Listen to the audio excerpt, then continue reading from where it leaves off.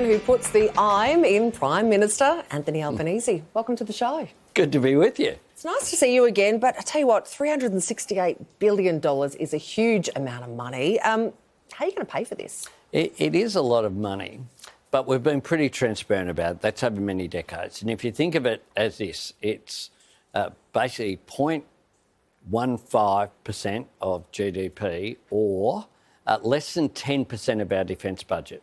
So from my mind, when you think about it, does having nuclear submarines increase our capability, increase our defence by 10% or more? You bet it does. So can you rule out spending cuts and new taxes to pay for these fancy new subs? Well, we don't have hypothecated taxes in this country, but we know there are budget pressures. We've been upfront about that. We made a difficult decision about superannuation, but it was targeted.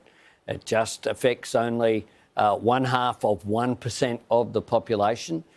And in terms of spending as well, we can't do everything that we would want to do because we do have to prioritise, but the defence of the country is a solemn responsibility that the government holds very dear. What about the stuff you're already doing? So NDIS has come up in discussions. It's an expensive program. It'll only get more expensive. Stage 3 tax cuts, which you've pledged to support and legislated in opposition, that always comes up. Are those things going to be touched? Well, look, we will look at, over a period of time, governments are going to have to look at the budget. That's the truth, but all governments have to do that. But we think this is a responsible commitment that we've made. You'll see in the budget in May that we've made space for it. We've also done a defence strategic review that we haven't released yet. And what that does is look at, OK, what are the assets that we need? What are the capabilities to defend this country? And that will mean some reprioritisation of defence as well. So you're going to find other cuts within defence then to Well, fund... what we'll do is find the right priorities going forward to make sure that Australia has the capabilities that we need. And at the same time, we're investing in those relationships. We understand that national security isn't just about your assets. It's about climate change, for example. It's about having good diplomatic relations with our neighbours. That's why on the way back I called into Fiji to see Prime Minister Rambuka, who was very supportive of what we're doing. That's why I spent time in India with Prime Minister Modi. That's why in January I was in Papua New Guinea, the first person to speak to the PNG Parliament. We understand that it's a matter of diplomacy. We want stability and security in the region, and we see this as an investment. Albo, a lot of people are wondering how we're going to pay for it, right? There's a lot of chat in the media. I wanted to come to your aid. I wanted to help you out. So this morning I jumped on GoFundMe. I've made a little GoFundMe for you. I've just got it here if you want to have a look. Trying to raise... How have you gone? 300. Well, there's $50 donated. There's $50. Well, that's a start. Well, I kicked it in. I want to get the ball rolling. But every little bit helps, right? Indeed. But... well, is GoFundMe part of your plan, is what we want to know. We didn't think that through, but maybe I'll take that to Katie Gallagher as the Finance Minister and see what she thinks about the GoFundMe strategy. There's been a lot of discussion over the past few weeks about a possible war with China within 3 years. We had Malcolm Turnbull on the show last week and he was saying it could be less than 3 years.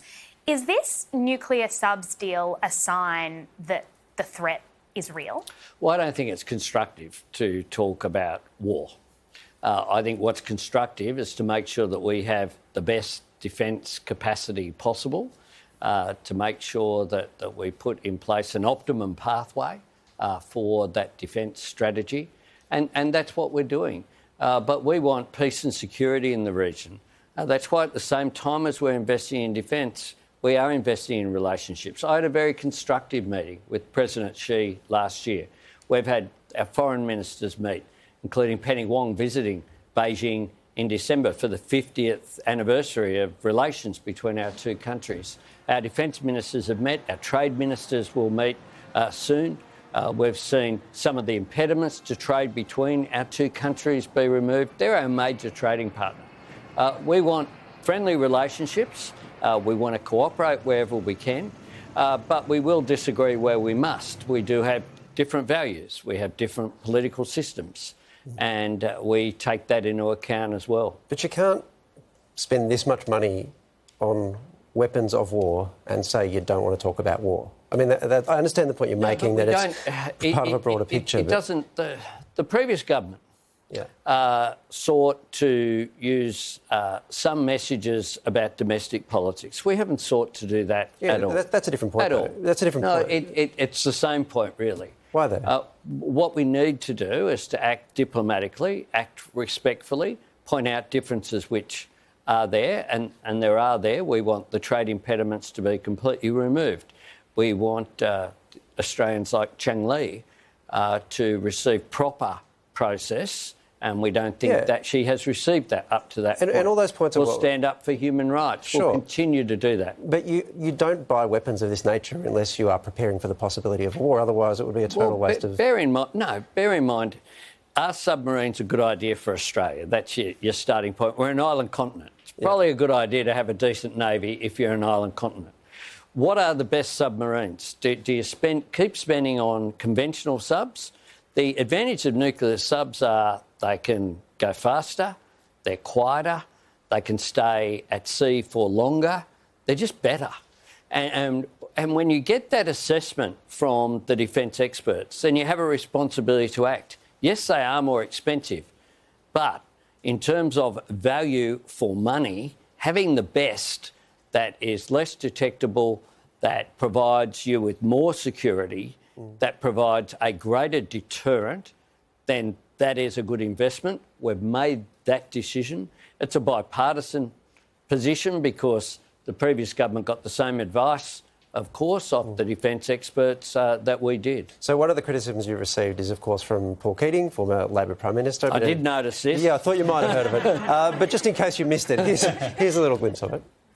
What makes you so sure China isn't a military threat to Australia? Because I've got a brain and I can think. What would be the point? They get the iron ore, the coal, the wheat. What would be the point of China wanting to occupy Sydney and Melbourne? What's wrong with that analysis? Well, I don't think anyone has suggested that China or anyone else seeks to occupy Sydney or Melbourne. The truth is, though, that China's posture internationally has changed. They're more forward-leaning. If you look at what's happened in the South China Sea, for example, it's a different circumstance from that which then Prime Minister Paul Keating confronted between 1991 and 1996. So the threat's greater. That's what you're suggesting. Well, the international politics has changed. We have strategic competition in the region. It is my responsibility as the Prime Minister today to respond to the needs of today, and that is what I'm doing. Paul Keating is perfectly entitled to his view, but the government is acting on what is needed today. Keating also says that this is just a bad deal. In fact, Labor's worst decision in history. Did that sting? Well, he's entitled to his view, and Paul is known for colourful commentary. I know, but he must have been a hero of yours. Of course, and he remains so. He was a great treasurer. He was a great Prime Minister. He was responsible for the reforms that Australia needed at that time. This is the reform and the work that Australia needs right now, and that's my responsibility. Does it hurt? Look, just at a personal level. Your heroes turned around and said you don't have a brain, basically. I don't take these things personally. If I did that, then politics would be a pretty hard business. So Paul has my respect. He continues. I have no intention of engaging in a public argument with Paul. I talk to Paul from time to time. I'll continue to do so. I'll always take his calls, as I always have. Now, Albo, I know you've been on this world tour, but I've got a sneaky theory that you've actually been stalking Peter Dutton. I've been trawling through some vision. I found this morning in Adelaide. Have a look at this. So you can see there's Dutton, and then there's a stranger in the background. Oh. Here we go. Look at... Is that you? That's a bit dodgy, isn't it? I think you've got a doppelganger out there. That is very possible. I feel sorry for him. Hang on, you didn't answer it. You didn't say no. You didn't say it was you. I'm not prepared to confirm or deny. This is a huge... Where was it? Adelaide. Adelaide. Adelaide. where they happen to be building the subs. Yeah, well, there you go. Is that a Newtown Jets shirt you were wearing? How many of me are there? I've got to say, I feel as though there are more than one of me in the last week, I also given the extent of what we've had to do. I also wanted to talk about, I can call you Albo, that's okay. Of course you can. How do you go on the international stage? Because I know Rishi Sunak, he was pronouncing it. Let's have a look how he's pronouncing your name. Joe, Anthony. All right, fantastic. Anthony, great to see you. Now, I know that's how people in the UK pronounce Anthony, but did you want to correct him? No. He actually said to me before the press conference, he goes, everyone calls you Albo, and he's the third UK Prime Minister I've met, by the way. He said, everyone calls you Albo. Should I call you Albo? And I said, oh, probably not in the formal setting. It's fine one-on-one, because Joe calls me Albo. So you just let him get You're your calling name wrong. Anthony, yeah. No, well, it's not. It's the way that British say But Anthony. Joe Biden didn't know Scott Morrison's name last. Now they mispronounce it. Like, for our $368 billion, do we eventually, as part of the deal, get someone to say a Prime Minister's name correctly? Let's not sledge the way that British talk. They're our friends. Prime Minister Anthony Albanese, thank you so much for your See, time. said the right way.